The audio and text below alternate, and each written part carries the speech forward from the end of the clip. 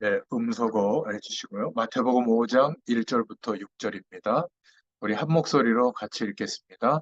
예수께서 무리를 보시고 산에 올라가 앉으시니 제자들이 나온지라 입을 열어 가르쳐 이르시되 심령이 가난한 자는 복이 있나니 천국이 그들의 것이며 애통하는 자는 복이 있나니 그들이 위로를 받을 것이며 온유한 자는 복이 있나니 그들이 땅을 기업으로 받을 것이며 의에 줄이고 목마른 자는 복이 있나니 그들이 배부를 것이며.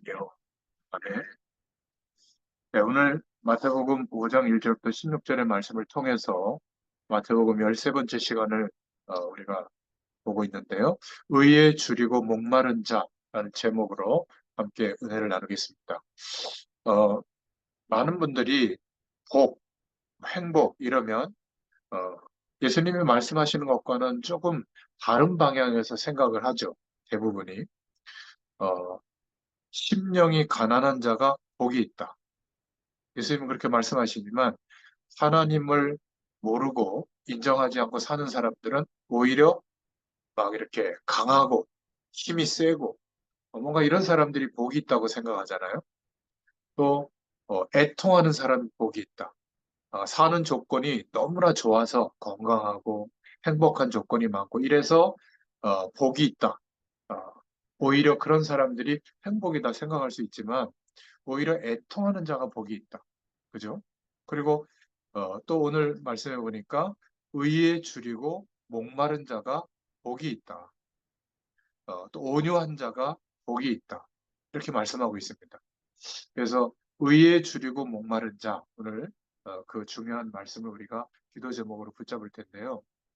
어, 결론부터 말씀드리자면 하나님께서 우리에게 허락하신 복은 열심히 하면 하나님 말씀대로 잘 살면 이렇게 잘 되게 해줄게 그 내용이 아니에요. 그래서 우리가 하나님 없이도 사는 사람들이 기대하는 복이잖아요. 물론 육신적인 복도 하나님이 허락하십니다. 그러나 하나님이 우리와 함께 하시는 축복은 영원한 축복이에요. 그래서 영원한 생명의 축복이 우리에게 임하는 복이기 때문에 우리가 이 땅에 살지만 이 땅의 배경 속에서 사는 것 같지만 하나님이 함께 하시는 배경 속에서 살게 되는 거예요. 이것을 믿게 되면 내가 그런 배경 속에 있구나 하고 믿음을 가지게 되면 그 배경으로 역사하시는 하나님의 축복이 보여요. 그러니까 건강해야만 행복한 게 아니라 몸이 좀 힘든 조건 속에 있더라도 하나님이 그 몸과 인생을 축복하시는 것을 믿잖아요. 그러면 오히려 더 행복해질 수 있어요. 몸이 약하니까 건강하기 위해서 노력하죠. 좋은 음식도 가려 먹죠. 또 몸이 약한 사람들, 어려운 사람들을 바라볼 수 있는 긍휼한 마음도 생기죠. 근데 몸이 강하고 강철 같은 체력이 있는 사람들은 뭐 운동 안 하거나 자기 관리 안 하는 사람들 막 업신여기기도 하고요. 나이 70, 80이 되셨는데도 건강한 사람은 바람 필 거예요. 그렇지 않겠습니까? 또 막 폭력을 행사할 수도 있습니다. 건강한 몸 때문에 건강을 가지고 행복하게 살 수도 있지만 하나님이 축복하지 않으면 오히려 문제가 될 수도 있는 겁니다. 여러분 돈이 많으면 좋을 것 같잖아요. 그죠? 대답을 안 하시네. 저도 돈 많으면 좋을 것 같아요. 그런데 적당히 있으면 그것도 괜찮은데 너무 많잖아요? 그러면 당장 일 안 해도 먹고 살 수 있는 어떤 환경이 조성이 되거든요. 뭐 부동산에서 들어오든지 뭐 주식에서 들어오든지 남이 일하는 기업을 여러 개 갖고 있으면 거기서 들어오니 그러면 눈을 뜨면 고민이 뭔지 아세요? 제가 그런 분들 만나봤거든요. 오늘 누구랑 놀지? 뭐 하고 놀지? 밥도 그냥 어디 가서 먹는 게 아니라요. 어디 가서 유명하고 맛있는 집에 가서 누구랑 밥 먹지? 이게 고민이에요. 아침에 일어나서 막 출근하기 바쁘잖아요. 근데 이분들은 출근할 이유도 없어요. 그러니까 어느 골프장 가서 골프를 누구하고 쳐야지? 근데 미안하지만 그런 분들이요. 밤에 잠을 못 자요. 인생에 의미가 없는 거예요. 우울증 약 먹고 주무시더라고요. 물론 제가 극단적인 비유를 하지만 여러분 보세요. 박세리 같은 분 얼마나 우리 국민들에게 희망을 줬어요. 근데 얼마 전에 기자회견하는 거 뉴스에서 보셨죠? 그 아버지가 막 그 박세리 이름을 도용해가지고 막 이렇게 3천억 이상 막 부도를 내고 말이죠. 빚이 계속 들어오니까 그걸 갚다가 이제 기자회견 하면서 고소하는 그런 기자회견이더라고요. 울더라고요. 그죠? 그러니까 우리는 육신적인 조건이 채워지면 행복하고 만족하다고 생각하는데 하나님께서 우리에게 주시는 말씀은 좀 달라요. 다른 정도가 아니라 완전히 다른 겁니다. 물론 육신적인 복도 하나님이 함께하는 축복 속에 들어있지만 육신적인 복이 훼손될 수 있잖아요. 지금부터 10년, 20년 더 지나면 어딘가 삐걱거리는 몸에 문제가 올 겁니다. 우리 집에 계시는 어머님처럼 아이고 다리야 이렇게 할 수 있거든요. 그렇다고 해서 하나님이 우리에게 그리스도로 말미암아 회복시켜 주신 영원한 생명의 축복이 훼손되는 게 아니에요. 영원한 축복은 더 우리가 가진다고 해서 늘어나는 것도 아니에요. 그래서 괜찮은 겁니다. 이 축복을 정말 믿고 기도하는 사람들에게는 하나님이 주시는 안식이 오는 거거든요. 그래서 기억해야 될 것은 사람들은 본론의 첫 번째로 착각하고 있다. 예수님 시대에 아주 기득권을 갖고 있던 유대인들, 바리새인 계층이 있었는데 이 바리새인들이 예수님을 따르는 무리들을 보니까 자기들하고 비교해서 형편없는 사람들이에요. 빌어먹는 거지들, 병자들, 정신질환자들, 간질병 환자들, 문둥병자들, 중풍병자들, 귀신 들린 사람들, 이런 사람들이 예수님을 따르거든요. 그러니까 얼마나 우습게 생각하고 비난했는지 모릅니다. 무시했는지 몰라요. 그런데 예수님께서는 오히려 뭐라고 말씀하셨냐면 의에 줄이고 목마른 자들이 복이 있다. 이렇게 말씀하시는 거예요. 그러니까 우리는 어려움을 당하고 고난 당하는 사람들을 볼 때 판단하거든요. 아, 저 모자란 사람들. 그래서 주로 성공하고 대단한 사람들을 막 이렇게 높이 생각하잖아요. 실패하는 것을 보고 어려움 당하는 것을 보고 좀 이렇게 안 좋게 이렇게 생각을 합니다. 그러나 그것 때문에 하나님의 큰 축복을 받을 수 있다. 예수님은 이렇게 말하고 있는 거예요. 쉽게 설명하자면 오히려 지금 깨닫지 못하고 자신들이 가지고 있는 그러한 배경, 바리새인들이 오히려 큰 문제가 오게 됐죠. 이스라엘 사람들이 지금 망해 있잖아요. 로마의 속국이 돼 있거든요. 그런데 이 바리새인들은 먹고 사는데 지장이 없었어요. 왜냐하면 기득권 세력이니까.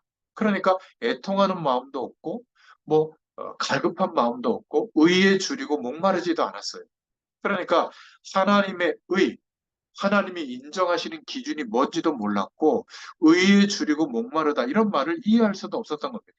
이러니까 자신들의 기준은 뭐였냐면 자기들이 만들어 놓은 율법, 그리고 절기를 지키는 것, 하나님의 말씀대로 사는 행동, 이것을 복음의 내용보다 위에 올려놓고 열심히 신앙 행위를 했던 거예요. 그래서 자기들은 그렇게 살려고 노력하니까 그렇게 살지 못하는 대다수의 사람들을 업신여기고 저 사람들은 저주 속에 있어도 돼 하고 인정하고 오히려 막 예수님을 그리스도로 믿는 새로운 기준을 제시하는 초대교인들을 막 핍박했거든요.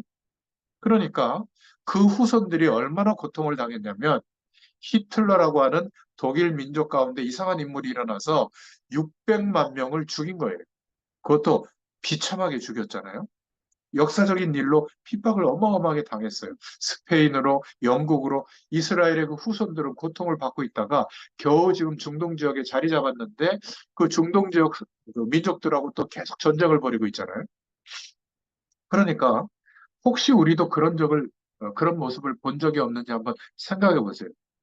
예수 믿는 부모님들이 또 예수 믿는 많은 사람들이 기도도 참 많이 하고 잘 믿는 분인 것 같은데 겉으로 볼 때 왜 그 후대들이 신앙이 하나도 없이 막 망하는 자리에 가 있을까?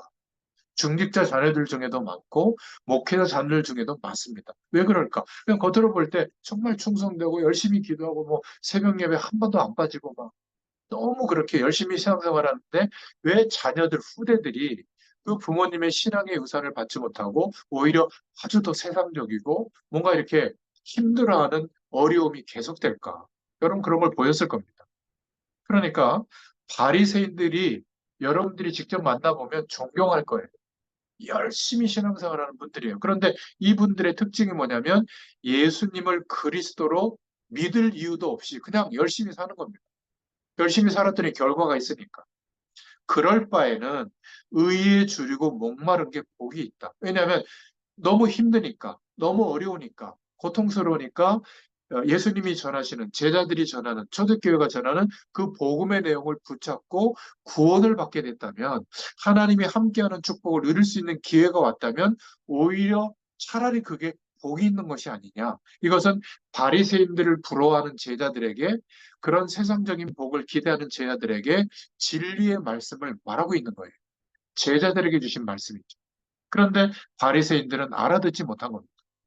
만약 그 말씀을 알아들었다고 한다면 마태복음 오늘 5장 6절에 저희가 배부를 것이다. 이 말은 육신적인 배가 부른다. 그런 말도 포함되지만 영적인 축복, 하나님이 함께 하시는 축복이 임해서 만족이라는 것이 올 것이다. 감사가 올 것이다. 그 말이에요. 그러니까 예수님이 증거하시는 말씀은 쉬운 단어지만 사실은 영적인 내용인 겁니다. 그래서 많은 사람들이 첫 번째로, 세 번째로 생각해 볼 것은 기도의 사람, 전도의 사람, 헌신의 사람을 보고 잘못 판단하는 말을 할 때가 있어요. 기도만 하면 되냐? 이렇게 얘기합니다. 그렇게 말하는 사람들, 그러니까 우리가 할 일도 제대로 해야지 맞는 말인 것 같은데 정말 하나님을 믿고 예수 그리스도의 이름의 권세를 가지고 기도하는 사람은 자기 할 일도 열심히 합니다. 왜냐하면 하나님이 나의 인생을 통해서 역사하신다는 것을 믿고 있거든요. 그러니까 소홀히 살 수가 없는 거예요. 그렇지 않겠습니까?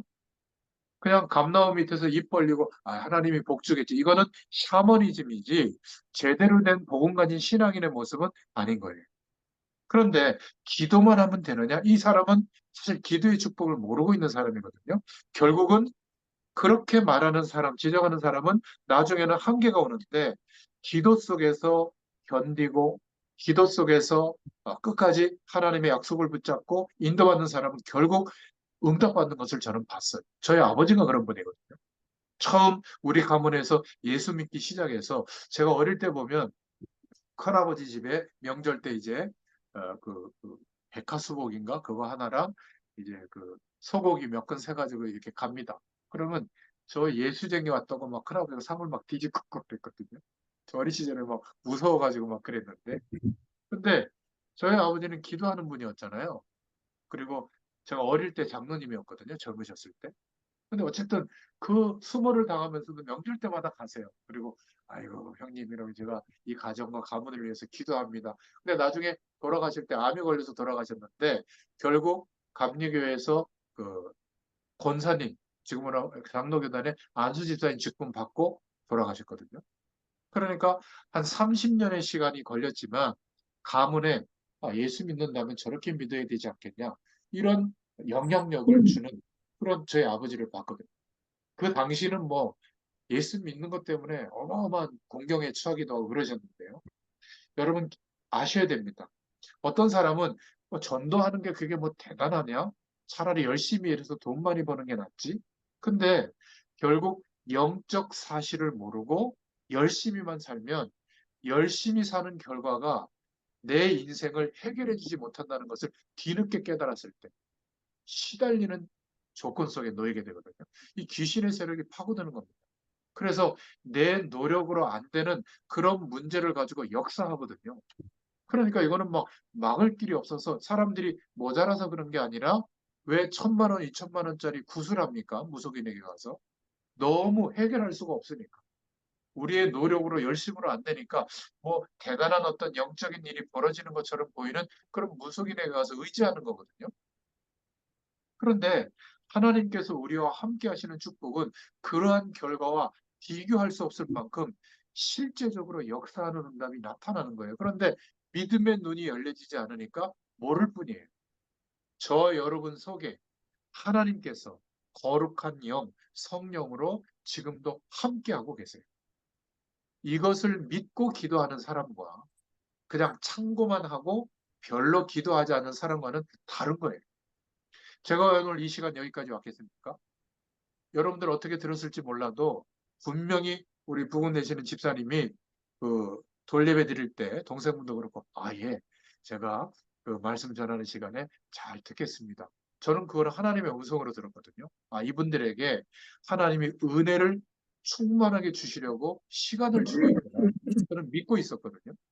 그런데 약간 점검을 해보니까 별로 상황과 여건이 여의치 않으셨던 것 같아요. 그렇다면 기도하는 가운데 이렇게 인도받아야지 하고 인도받았는데 와보니까 이렇게 막 복사까지 해놓으시고 분명히 막 쓸고 닦고도 하시는 것 같은데. 네, 사실은 그게 얼마나 감사한 분위기인지 몰라요. 제가 가정마다 가보지만 가족이 이렇게 하나님의 말씀을 나누고 예배할 수 있는 분위기가 있는 가정이 성도들 10명 가정 중에 한 두세 명밖에 안 돼요. 그런 가정 중에 하나거든요. 그러니까 기도하시면서 이제는 나뿐만이 아니라 여러분뿐만이 아니라 분명히 여러분들의 인생과 매일매일의 삶 속에 저건 분명히 예수 믿어야 될 사람이다 라고 생각할 만큼 영적으로 어려움이 와 있는 사람들이 있거든요. 그들이 교회까지 오려면 시간이 한참 걸려요. 근데 내가 친한 사람이고 아는 사람이니까 우리 집에 오라고. 그거는 얼마든지 가능한 겁니다. 그런 면에서 그런 사람들을 돕기 위해서 TV를 바꾼다 하는 축복할 거예요. TV도 비싼 거 살 필요 없습니다. 요즘 뭐 이렇게 저가형 제품들 많잖아요. 스마트만 되는 거, 유튜브 틀 수 있는 거, 아니면 그냥 핸드폰하고 이렇게 미러링이 돼가지고 핸드폰에 보는 걸 TV로 볼 수 있거든요. 그러면 여기에 적어도 한 대여섯 명 모여서 예배할 수 있는 분위기가 갖춰지거든요. 이 정도만 해도 훌륭합니다.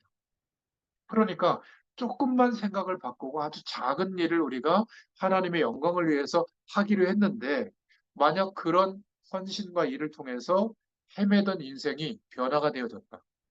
그런데 그 사람들 중에 나보다도 하나님의 역사에서 전도자로 바뀔 사람이 있다. 그 가문과 후대가 회복될 사람이 있다. 그러면요, 하나님이 볼 때는 정말 귀한 사람이에요. 그런 가정의 축복이 일어날 수 있기를 바랍니다. 초대교회는요, 100명의 성도의 집집마다 이런 일이 다 있었어요. 역사의 시간이 지나서 지금 예배당에 가서만 예배를 하지 거의 다 이런 축복을 놓치고 있거든요. 기억해 보시기 바랍니다. 그래서 이 당시에 한번 생각을 해보시기 바랍니다. 이 당시에 주로 노예들이 많았는데 이 사람들이 겨우겨우 일을 하면 먹을 정도, 먹기도 힘들 정도로 조금 돈을 받았거든요. 그러니까 늘 배고픈 상태에 있었던 거예요. 그리고 이 이스라엘 나라와 중동 지역에는 물이 전혀 없었거든요. 그러니까 막 지금 우리는 동전만 넣으면 막 시원한 캔 음료수가 나오는데 마실 물이 없어서 굉장히 고통당하는 그런 현장 속에 있는 사람들. 이런 사람들이 오히려 의에 줄이고 목마른 자가 복이 있다. 이렇게 말씀한 거죠. 그래서 사람들은 이런 어려운 조건에 있을 때 더 힘들다. 이렇게 생각하는데 맞습니다. 그러나 영적인 의미로 볼 때는 사실은 의에 줄이고 목마른 상태에 있는 사람들이 오히려 하나님의 축복을 발견할 수 있는 기회가 돼요. 여러분 인생을 한번 돌이켜 보세요. 언제 우리가 하나님을 찾게 됐죠? 편안할 때입니까? 아니죠. 정말 내 힘으로 해결할 수 없는 절망스러운 상황이 됐을 때, 좀 절박해서 하나님을 찾았을 때, 그때 하나님이 은혜를 주시면서 하나님의 자녀의 축복 속으로 들어오게 하지 않았나요? 그럼 하나님이 자꾸 어려움을 줘야 돼요.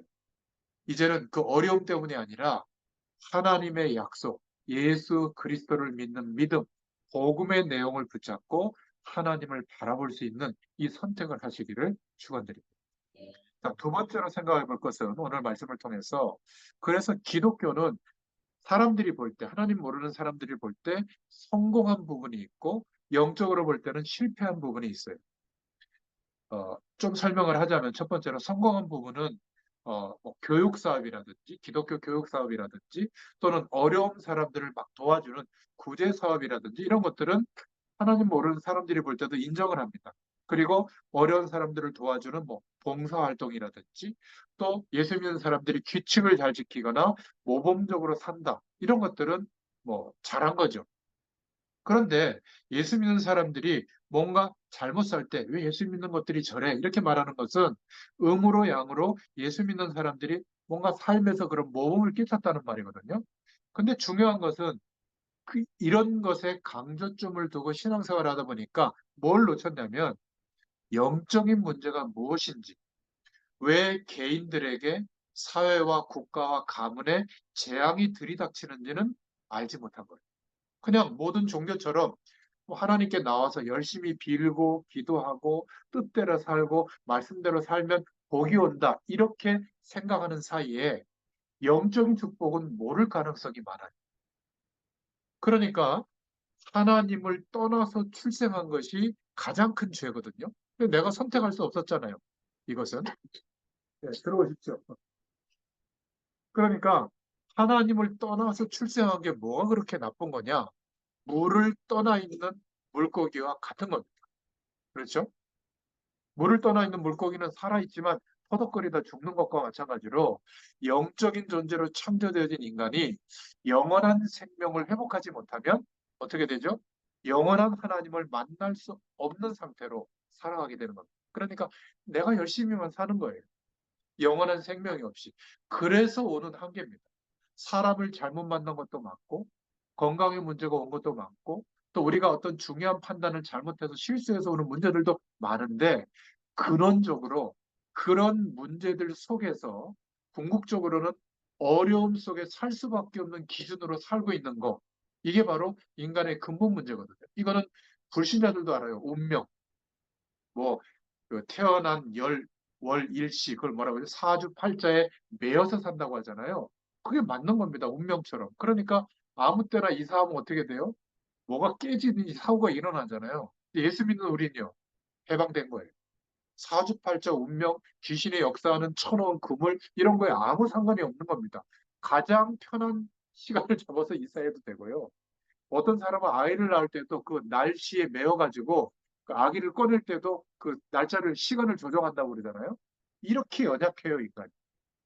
그런데 예수 믿는 우리가 왜 예수님을 그리스도로 믿어야 되는가? 그런 근본적인 가장 중요한 문제, 원죄 안에서 출생했기 때문에 이 문제를 해결할 길은 우리 편에서 없다. 성경이 말하고 있는 거거든요. 없기 때문에 하나님이 제시한 길, 그 약속을 믿는 것이 구약의 사람들이었어요. 그 약속이 뭐죠? 메시아를 보내겠다.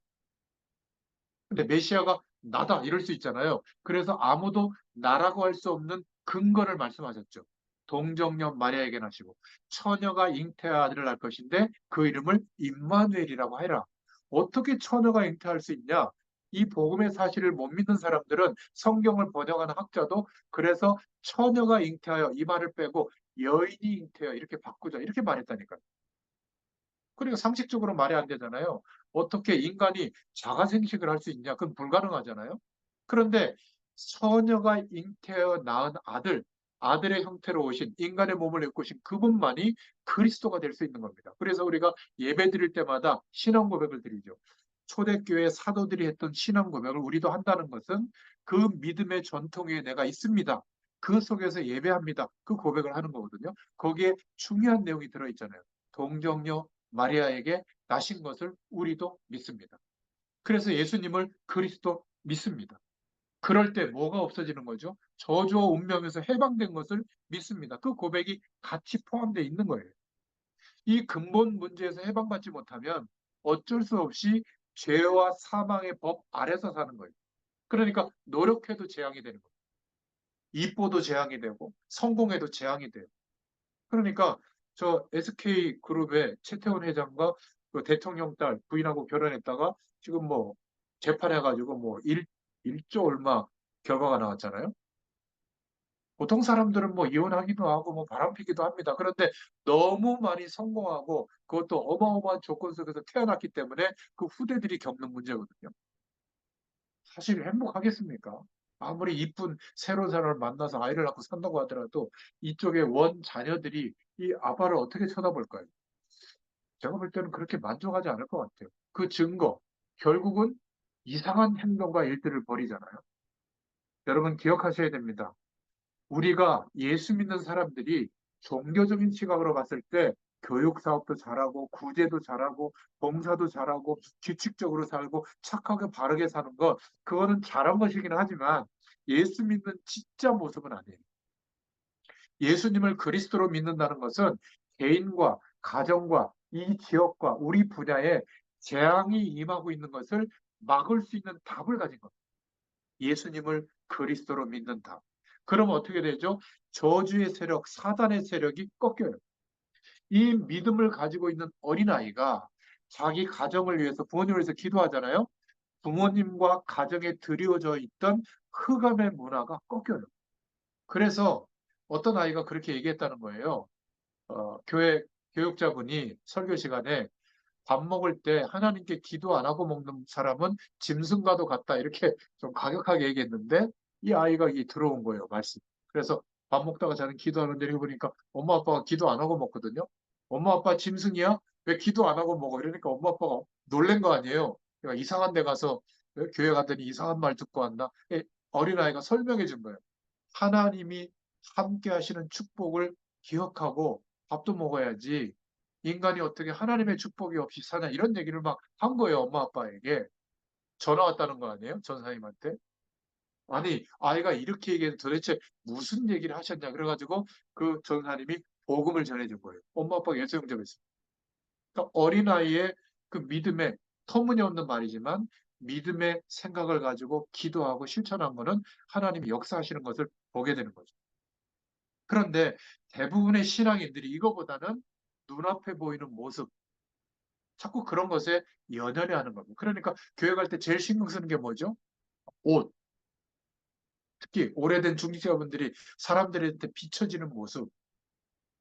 제가 뭐 기준은 아니지만 저의 영상을 한번 보세요. 철마다 딱 하나예요. 저 옷이 없는 게 아닙니다. 있습니다. 그런데 굳이 뭐 이렇게 많이 갈아입고 사람들한테 잠보인 이유가 없어요. 왜? 제가 잘난 사람이거든요.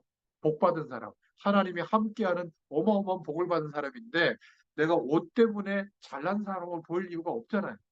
그냥 사람들이 볼 때 좀 미치지 않을 정도로만 하고 다니면 되죠. 근데 사람들은 거꾸로 사는 거예요. 나에 대한 정체성이 약하다 보니까 보이는 걸로 꾸미려고 하는 거예요. 차로, 뭐 보석으로, 명품으로. 그렇지 않습니까? 그럴 필요 없는 거죠.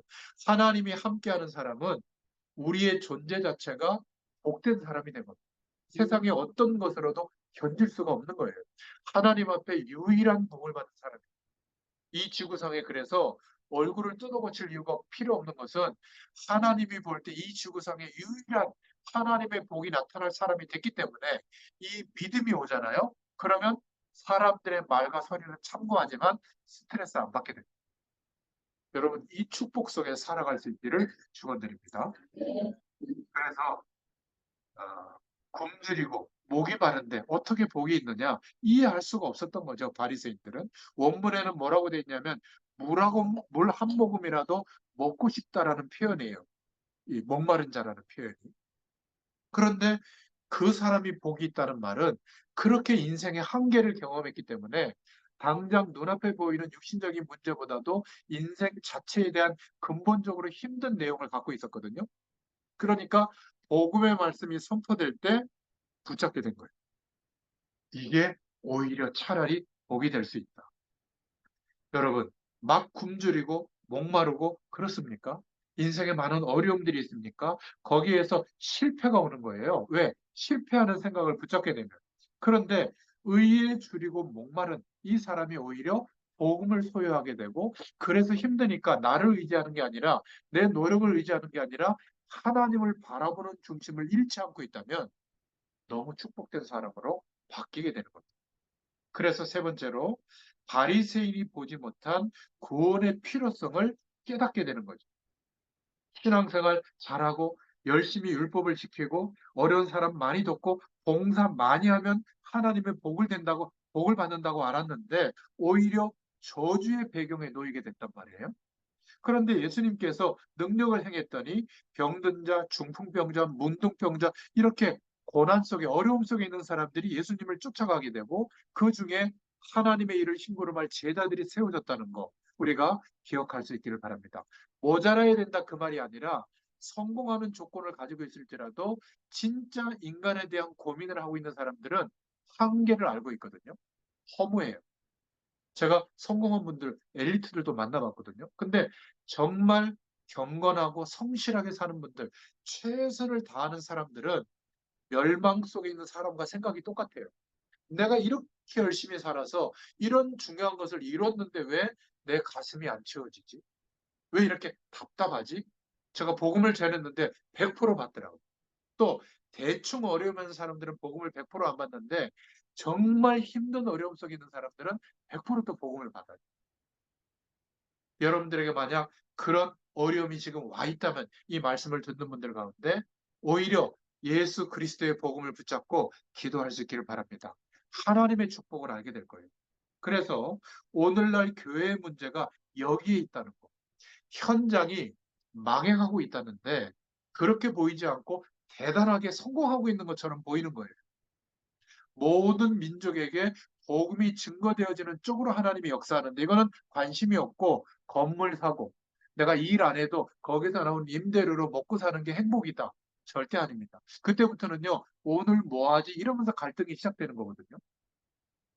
자녀들하고의 관계도 절대로 좋지 않을 겁니다. 세 명이 막 살인할 수도 있어요. 너무 돈이 많으면 자기들이 더 가지려고 말이죠. 여러분 기억하셔야 돼요. 우리 후대들에게 물려줄 수 있는 가장 축복의 유산이 뭐냐? 하나님이 너와 함께한다. 엄마 아빠에게 함께한 거 보지 않았냐? 하나님이 너와 함께한다. 이거를 믿음으로 물려줄 수 있기를 바랍니다. 그러면요, 어떤 어려움 속에 있더라도 하나님 바라볼 수 있잖아요? 이러면 헤쳐나갈 수가 있어요. 이거보다 큰 유산이 없어요. 오늘 교회 문제는 재정이 있다 없다, 성도가 부흥된다 안 된다, 목회자가 어떻다 그 문제가 아니라 영적인 축복에 대해서 갈급함이 없고 눈에 보이는 것을 따라가서 이 예수님의 메시지가 얼마나 중요한지를 못 알아듣는 거예요. 오히려 성공하고 잘 되고 막 돈 많이 벌고 이게 복이라고 생각하는 겁니다. 연약하고 힘들고 애통하고 의에 줄이고 목마른 상태에 살아가고 있는 내게 복음이 임하고 있다면, 그래서 내가 이 약속을 붙잡고 하나님을 바라보고 있다면 이게 복이라는 것을 놓치고 있는 거죠. 그러니까 세상에서의 기준이나 교회의 많은 큰 교회의 기준이나 성공하는 게 복이라는 기준이 같다면 굳이 교회 갈 이유가 있겠습니까? 힘든 사람들이. 그래서 교회를 자꾸 떠나는 거죠. 솔직한 후대들은 교회를 떠나는 겁니다. 뭐 교회나 세상이나 별 차이 없는데 아무리 인생에 어려움이 오더라도 이런 생명의 말씀이 증거되어지는 곳에는 사람들이 와서 쉬려고 합니다. 사람들이 와서 치유받으려고 하는 거거든요. 그게 우리의 가정이 될 수 있기를 축원드립니다. 지금 물을 마시지 못해 목말라 죽는 사람의 심정이라면 어떻게 되겠습니까? 그런 심정의 사람이 하나님을 바라본다면 축복이라고 하는 것이죠. 그래서 기독교인이 가져야 할 관심은 가지지 않고 안 가져도 될 관심만 계속 가지고 있기 때문에 예수 믿는 것 같은데 망하는 위치에 가는 겁니다. 저는 확신해요. 앞으로 여러분이 성공할 것인가 실패할 것인가 저는 확신하고 있습니다.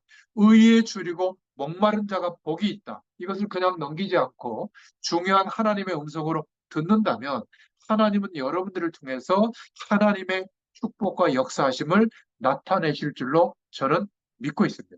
그러니까 이렇게 열심히 전하는 거예요. 여러분이 그런 사람이라는 것을 확신하고 전하는 것과 이분들이 그렇게 되겠나? 벌써 달라질 거예요. 한 번, 몇 번 전하고 안 전할 겁니다. 지금 한 5년, 6년 됐나요? 이렇게 끊임없이 말씀을 선포하는 이유는 여러분들이 세계복음을 사람이 맞다는 걸 제가 믿고 있기 때문에 그 축복이 올 때까지 그런 조짐이 보이면 더 이상 안 만나도 돼요. 이제 여러분들이 저처럼 전해주시면 되죠. 여러분, 솔직히 말씀드립니다. 전도하러 안 나가도 돼요. 이 영적 상태가 회복된 사람은. 이 말을 알아듣는 사람은 전도의 문을 하나님이 열어주세요. 여러분들의 삶의 모습을 보고 뭔가 하나님이 함께하는 축복이 나타나거든요. 육신적인 것도 포함해서. 그러나 영적인 축복과 답이 있기 때문에 나보다 훨씬 못한 조건을 갖고 있는데 왜 저 사람은 감사와 감격과 기쁨이 있지? 내게 없는 것을 갖고 있지? 궁금해하는 마음을 갖고 있다가 자기에게 한계가 왔을 때는 우리에게 물어보는 겁니다.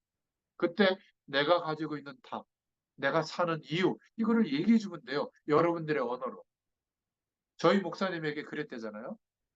막 술 드시고 인생에 답이 없어서 사모님 막 이렇게 안 좋게 하고 막 이러실 때 그 집주인이 와가지고 권사님인데 아이고 김 선생 왜 이렇게 살아? 예수 믿으면 바뀌어 이랬다는 거예요. 그래서 너무 힘들었는데 그 권사님이 예수 믿으면 바뀌어 이 소리 듣고 그 다음날 교회 갔다잖아요. 교회 갔는데 하나님이 은혜를 주신 거예요. 그래가지고 지금 저희 목사님이 막 어마어마한 분들을 어마어마한 숫자의 사람들을 변화를 줬거든요. 그런 사람으로 바뀐 겁니다. 저처럼 이렇게 설교를 유창한 게 아니에요. 그 권사님이. 자기의 인생의 언어로 예수 믿으면 바뀌어. 그런데 하나님이 역사해 버립니다. 여러분도 마찬가지입니다.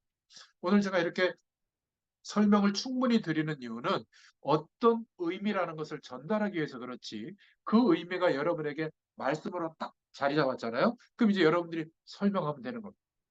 하나님 살아계셔. 예수 믿으면 돼.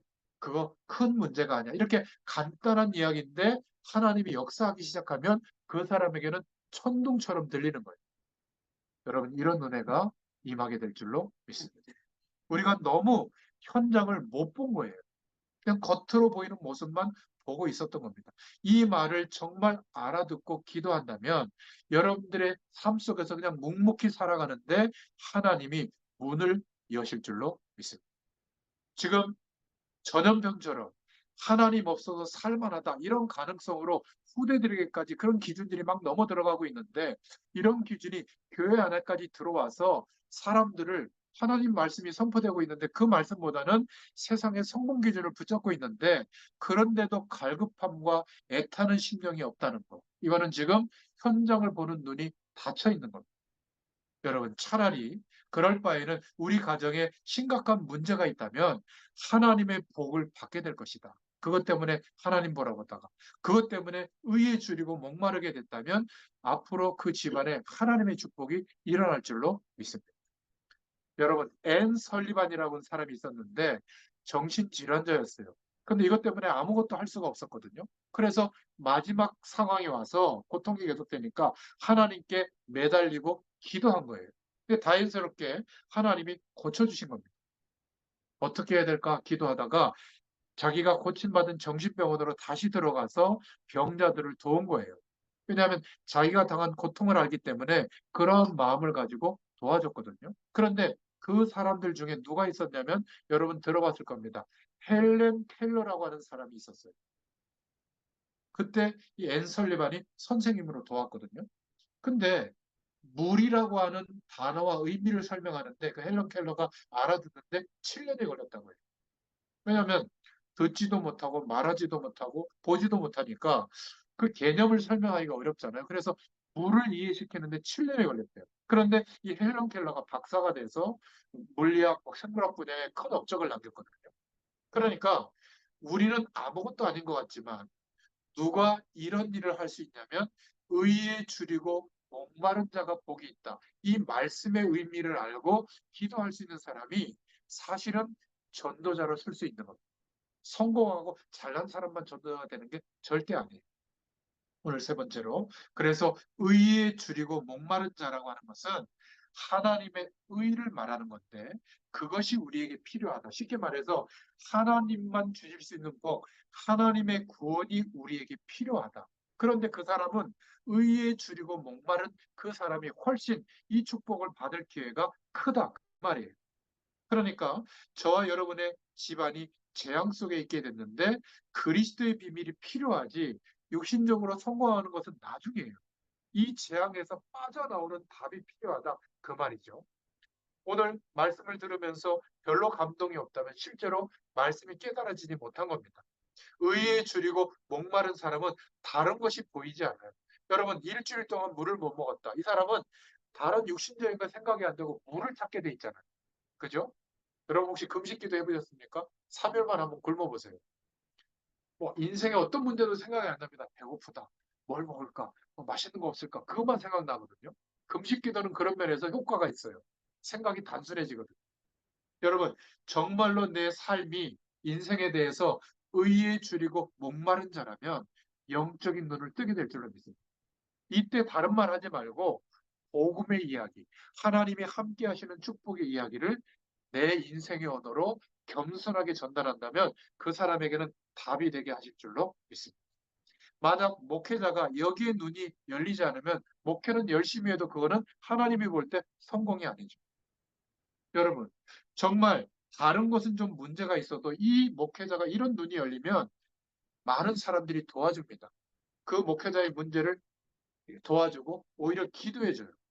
지금 많은 교회 문제들은 목회자가, 중직자들이, 교회가 의에 줄이고 갈급한 현장은 못 보고 대단하고 성공하고 잘되고 커지고 부흥되고 여기에만 포커스가 맞춰져 있다면 현장에 갈급한 사람들, 버려져 있는 사람들이 교회마저도 올 수가 없어요. 이거는 너무 안타까운 겁니다. 그래서 여러분들이 교회를 위해서도 기도해야 되고 주의 종들을 위해서도 기도해야 되고 여러분 가정마다 이 하나님의 축복이 회복될 수 있기를 축원드립니다. 기독교인 중에 정치인, 공무원, 경제인들이 의에 줄이고 목마른 자가 복이 있다. 이 예수님의 제자에게 하신 말씀을 깨달았다면 하나님은 그 사람들을 통해서 이 땅에 들이닥치는 영적 문제를 막아주실 줄로 믿습니다. 그런데 성공한 사람일수록 기독교인들 중에 이런 영적 사실에 대해서 갈급함이 없다는 것이 너무 안타까운 겁니다. 오늘 참으로 깨달으면 하나님의 역사가 일어나게 될 줄로 믿습니다. 사막에서 목마름, 노동 현장에서 배고픔, 빵 한 조각만이라도 달라, 물 한 방울만이라도 달라, 이런 심정으로 살아가고 있는 사람들의 인생을 볼 수 있는 영적인 눈이 열려지기를 예수님의 이름으로 축원드립니다. 이러한 답을 갖고 있다면 하나님은 전도의 문을 열어주십니다. 전도하게 된 동기가 막 밀어붙여서 하라고 하니까 오래 못합니다. 왜 전도해야 될까? 이런 마음이 열리면 이때부터 전도는 쉬워져요. 하나님이 준비하신 영혼들을 이 사람에게 붙여주시는 겁니다. 붙여주시면 성실하게 그 사람이 이런 영적 눈을 뜰 때까지 도울 수가 있는 것이죠. 방법은 하나님이 너무 많이 주셨어요. 환경적으로도 준비해 주셨고 전도를 생각하면서 생각해 보면 너무나 중요한 응답들이 많이 오는 것이죠. 그러니까 동기에 따라서 방법, 내용, 우리의 삶이 달라지게 되는 줄로 믿습니다. 무조건 부흥시키려고, 무조건 잘되게 하려고 그렇게 몰아붙이는 얘기는 힘듭니다.